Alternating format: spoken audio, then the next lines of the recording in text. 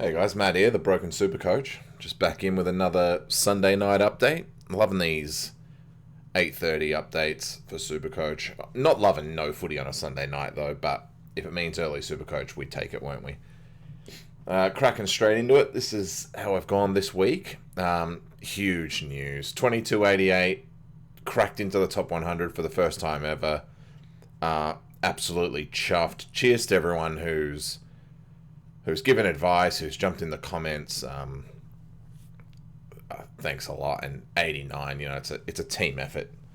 Uh, Loving that. 2288, I'll get into my team on what I did. If you watched the video towards the end of last week, you would have seen what I was thinking, and I did go down that path. As far as that score went, I think if you've scored between about 2150 and 2200, you'd be pretty happy this week. I think that's a reasonable score. 2288, looking through my leagues, because I've already been in, was on the high-ish end. It's the highest out of most of my leagues that I'm in, so out of all of the leagues that I'm in. So you got to, I think that's a decent score. If you've gone 2200, 2100, you'd be pretty happy with that score. I think you won't have dropped too far away. Anything lower than that, you could have been in strife. Let's crack into the team, see how we went. This one. Let's have a look. Yeah, 404 leagues. It's pretty standard stuff that nowadays. We won't go through the lines hugely. We'll point in some actual points though. Jeez, Jeff got scaled down a fair bit, didn't he? I've only just noticed that. Defense. It's a low scoring week. If 2288 is a high score, then you know that it's a low scoring week. Defenders are not putting out the big scores that we're used to. Jaff back, loved that. Tommy Stewart at 92. Yeah, I thought he'd get a little bit more than that. In fairness, Lloyd is just doing what Lloyd does. It's good to see Short scoring again, and I've still got Geordie on field Geordie Butts, and geez, he's doing well. I'm loving him. He's going to intercept marks. He's getting a lot of kicks because they're seeing a lot of footy down back in their two losses, and he seems like the type of guy. If you look at this lineup that they've got coming up, West Coast, Melbourne, Richmond. They're probably losing all three of those, and assuming he plays, he probably does grab 80, 80, and 80 because he just is going to be seeing that much of the footy. And the Crows' defense is quite good, despite them losing. He's a big part of it. The big issue now is this: Murphy, Mansell, Highmore. This is what I'm looking at. I can't get Lloyd back in. Laird back in here at the moment. No DPP. So I've got this gaping hole. I'm sure a lot of you and a lot of people are in this position now where you've taken Nathan Murphy. The Frederick news late in the piece was that he wasn't going to get picked. He was probably going to be named the sub. Put a lot of people off. Certainly put me off, especially with a guy the same price playing for Collingwood. And what do you know? Midway through the third, head clash with whoever it was. It wasn't a head clash. They ran into each other's shoulders. He looked out, but he played on for a minute or two, so you think, I might be alright here, and then I'm sure we were all doing it, refreshing the scores on the game. His score's not going up. Where is he? Why haven't I seen him on ground? 3/4 time, the confirmation comes out. He's been subbed out, and that's 12 days out. So, I'm not sure what I'm going to do here. I'll have to look through the rookies. I could get Mansell on field. The worry here is that I don't think Mansell was that good either. And with Richmond not playing well and having guys back, he may not even hold his spot either. So this is a dilemma. Highmore's done. You can't drop him, obviously, but Highmore's not playing. Accept this. Highmore's not playing. And they're Friday night, so you can't even loop him. We'll know early, but he was named as an emergency in the 26. Had a late out. A different guy came in. I can't remember who now. Someone else came in, and he wasn't the sub, which shows how far down the order Highmore is. Speaking of Saints fans, they feel that he's too small to play in that defense. They want to play a more taller side. Whether you agree with that or not is another story. I personally don't. I think St Kilda are too small and they need too tall, sorry, and they need some quicker guys, such as a Highmore, to come in. I think with Ryder, Marshall, Carlisle, Membry's in that team. I think they're a little too slow, and it shows. That's why they traded for so much speed. For Crouch, for Brad Hill, for those. Steele is not the quickest bloke around, so they are. I don't know. I just feel like maybe it's the super coach in me, but they could benefit from that, from having him in. But it is what it is. He's not getting picked. I mean, I hope he gets picked, and that sort of avoids the issue, because Richmond on the Saturday, you're not going to know that. Oh, you are going to know it at least. I am going to know if Mansell's in and Murphy's out, but I'm not going to trade him. I mean, he's made good money to begin with, so it is what it is. He's your on-field option if I don't bring in a premium here. And then the other guys. Who else would I talk about in defense? Ridley. Ridley is not scoring the way he was, to a point where you can wait on him, or not even get him. Just bank someone else against him, I think. So he's not as a must-have like he was about a month ago. And who else? May was the big in that everyone got. 72 points. I had a feeling. I liked May. His scoring looked good, but you wanted to see him without Tomlinson. And, he's not going to get much footy playing against... who'd they play? Sydney. Low-scoring game. He wasn't going to get the footy a lot in a low-scoring game. So maybe that's not too bad. Maybe he is still the option. For the price, you're probably not going to regret it. He's no worse a pickup than Jath, I guess. Move down to the midfield. Who saw this coming at 85 and 81 from these two? No, I didn't even think McNeil was named, honestly. And I actually left the E off because I was trying to do some loops. I got really lucky here. Sam Walsh was slow, butchered the ball a bit and went missing. Have a feeling he got tagged. But at 600k, this kid's a starter. You know my thoughts on Sam Walsh. I love him.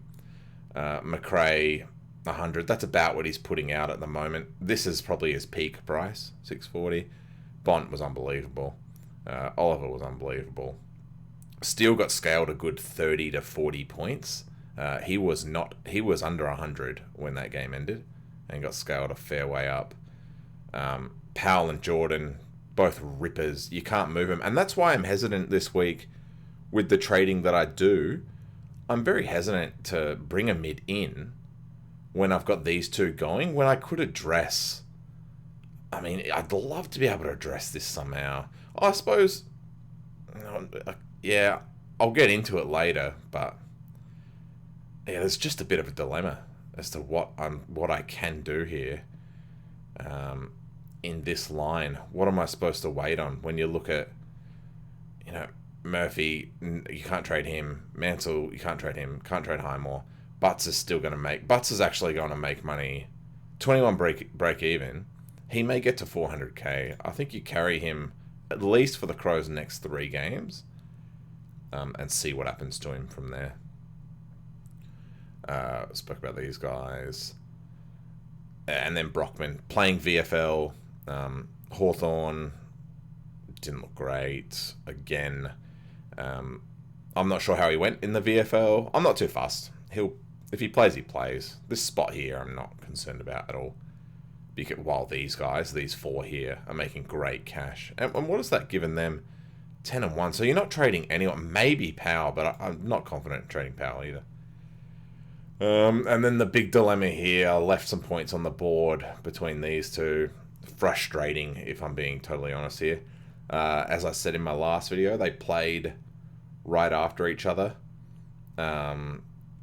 You knew you had to... I think there was a 10-minute gap in between Collingwood finishing and Sydney-Melbourne playing. And at the time, according to most of the websites, according to Supercoach itself, Grundy was on 115. And I figured, I will take Gawn. Of course, Gawn does absolutely nothing again, and he got scaled a fair way. And then what do you know? Basically, as the siren goes for Melbourne and Sydney, Grundy just finds a bonus 13 points. They just hand him a 13 free points. So I think Grundy's overtaken Gawn just currently as the captain preference. Purely because, well, you loop him because he's playing on Saturday, but I think that's the guy you want to go with. Gawn, I'm not sure you can trust Gawn anymore with the way they're playing with Luke Jackson, and while they're winning games, they're not going to trade that up. They're not going to change that up in any way. And he's still, I complain, but he's still dropping 100s here. That's fine. Flynn, I spoke about him in my Ear to the Ground episode. Mumford is well and truly their number one ruck. Flynn will be lucky to get another game. I'm not sure what the plan for Flynn is. He looked good, but it could be a case that we just use that to get the 173 trade down to someone who has the most Sunday games at 100k, who's perhaps a bit of DPP, so you can flick Marshall over if you need to at some point to cover for these two. Yeah, I'm sure there's someone in there, 100k ruck who's DPP, that I can flick Marshall in to cover these two injuries for a week or two, but we may not see Flynn again. And if we do, it'll be sparingly every now and then. People are trading him out, but I'm not going to do that because he keeps going up in price as he plays. And there's no harm in holding him. He's your ruck 3, big deal. And then forward line, Zeebles, he went off, still got 111. The guy's a beast. Rowan Marshall was 100 at 3/4 time and copped a little bit of an injury. I'm very happy with this pick. And here's my new boy, Shai Bolton, took Mark of the Year on Friday. He's Richmond's only current good player.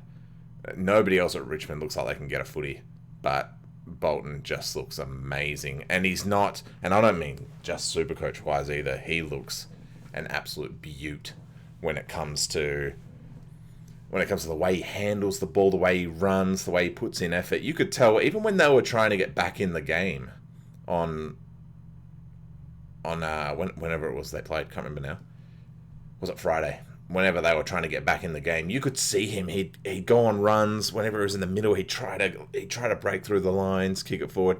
Riewoldt can't mark, sadly, and Tom Lynch has given up. So, sadly for him, he's not getting that reward for score involvements. But boy, he's getting inside 50s and clearances. Ripper pick, DPP, best 6 easily.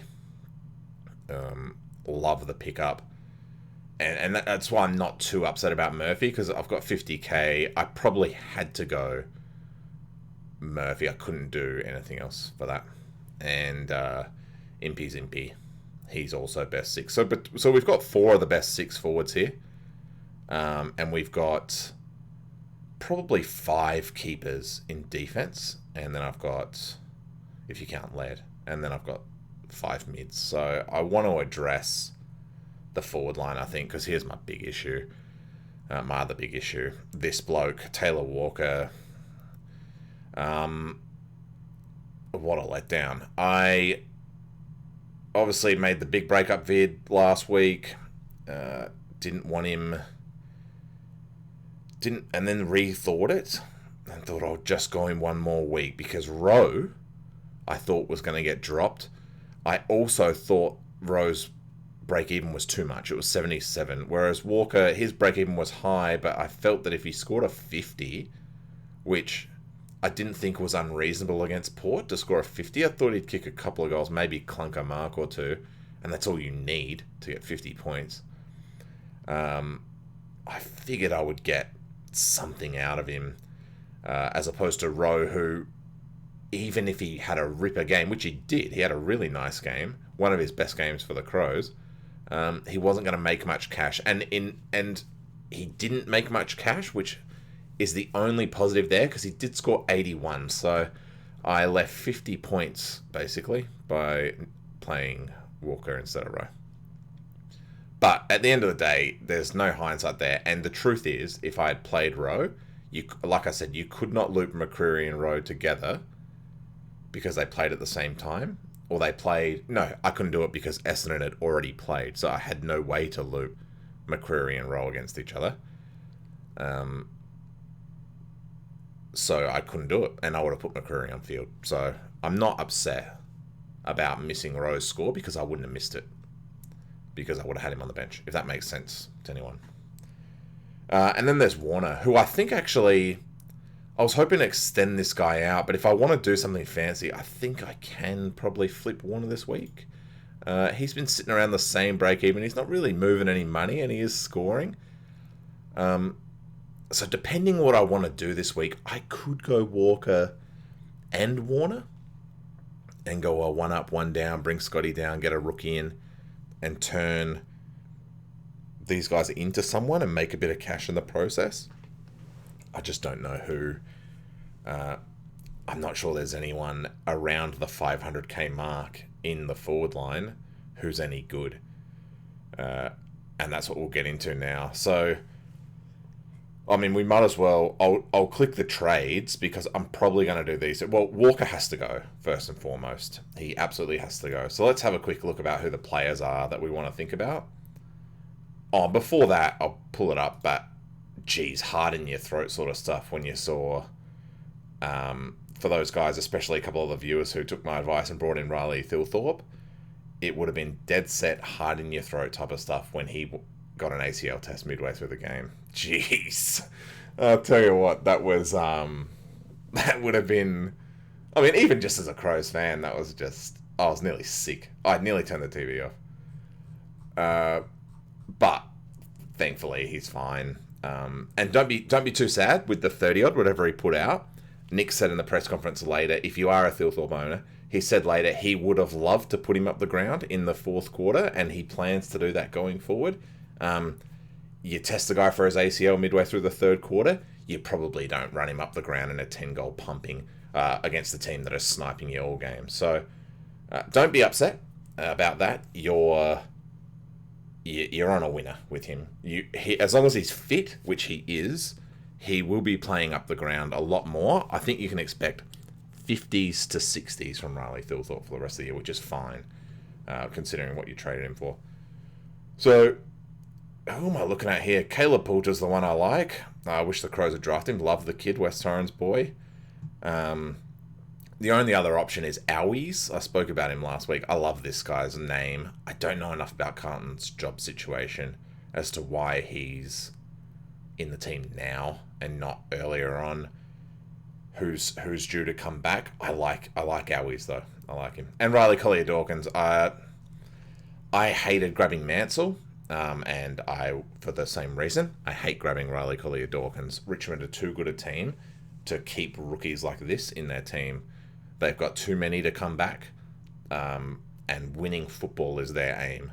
So guys like Mansell, who I have, Riley Collier-Dawkins, these guys are not part of winning the grand final, and that's what Richmond are here to do. So whereas Collingwood, they'll tell you they're trying to make finals, but they're playing kids. And in fairness, so Carlton. And he's got the forward on him. So it'll be one of these two. Poulter and Owies, and I'm definitely leaning towards Poulter just because he plays the DPP, so you can swing him with Scotty if need be. So I like this Poulter pick. And the question is, who am I going to bring in? And that is a tricky one. So if I just quickly do the trade now, so we'll do Walker. We'll also say Warner.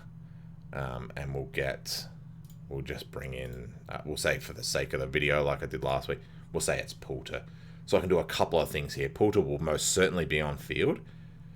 And then it's about, who do I like as far as guys to bring in? There's a couple. Aaron Hall. I really like Aaron Hall. And I'm thinking this is the guy. North Melbourne have a very favourable buy in round 12. He's a really nice price in 420k. Love picking up these type of guys on the cheap. This allows you in a year where we've had to do a few extra trades because of injuries and because of some bad picks that we thought were good and rookies that hadn't quite panned out and things like that. Guys like this are gonna take you across the line. He's a forward, which is, I think, the most important role on the field at the moment. Scoring forwards are certainly the most important. And And here's his scoreline: 81 against the form team, probably of the season. Bulldogs early round were probably the form team going. And then 130 against the Crows, 100 against Melbourne, and 113 against Collingwood. Now, you see these scores, and you think to yourself, why are you recommending me a bloke that dropped a 6 and a 37? And I'll tell you why. Round 1, he's injured. There was obviously some fitness concerns. Played him as a sub in round 2 and got activated. Then, for whatever reason, got into the team and didn't come out. Concussed in round 5. Missed round 6. Bang, straight back in, 100, 113. Love North players. I don't think he's going anywhere. He goes well with Zeeble, who they're ball pigs. They love getting footy. They're playing for their career, because they're probably not, guys like Hall and Zeeble are not part of North Melbourne's future. So these guys are playing for their career. I really like Aaron Hall, and he's probably the one. The other thing I could do, just looking through the forwards, no, Zorko.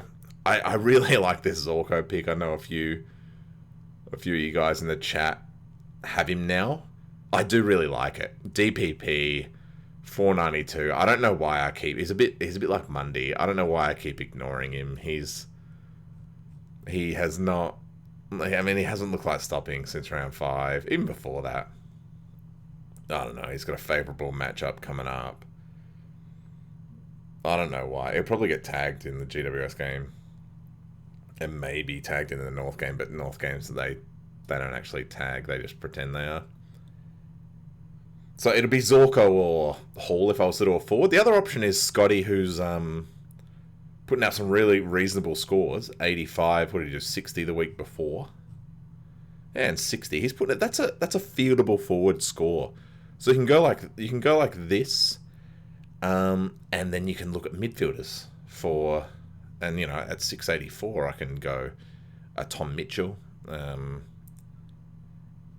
what's the Hawthorn buy look like?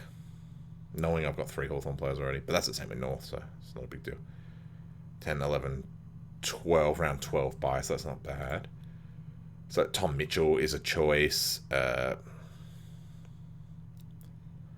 probably the only one I like there. Taranto, I don't mind. Tom Liberatore seems to have taken Dunkley's role as an extra mid, but you're going to get some 80s out of him, so... you can go Nat 5 because he's Nat 5. Guthrie, who I liked last week, I could go him again this week. I would have got 117 out of him. You want to be picking, if I'm going to be picking a mid instead of Aaron Hall here, I want to be picking a top end mid, because I'll before I waste too much more of your time, the reason is that I am replacing Jordan or Powell, who are scorers, very good scorers. I would love to be able to do something with this bench. I can't. So if I'm replacing these two, a 73 and an 85, a 77 average and a 70 average, it needs to be someone who scores 120 regularly. Whereas by putting Scott on field here, which is a 50 average, I'm very happy with putting a guy in who gets someone like a Hall, who I think will go 100 for the rest of the year. That's 50 extra points, as opposed to... if I didn't go crazy with this, that's 50 there at 130. So, bit of quick maths there for you. So for the sake of the vid, you know me, I'm always locking in trades. Where's the guy? I'll lock in Hall, and that'll be probably what I do. I'll have to be talked out of it, honestly, and that gives me 264, and you want some money coming into the buys. You want to be able to bang on two premiums in the first buy. And they're coming up. They're coming up quick. What is it, round 9? First buy in round 12. So, and you want to have coverage in round 14. So you want to be able to flip into primos in round 12, in round 13. That way you've got playing primos in round 14.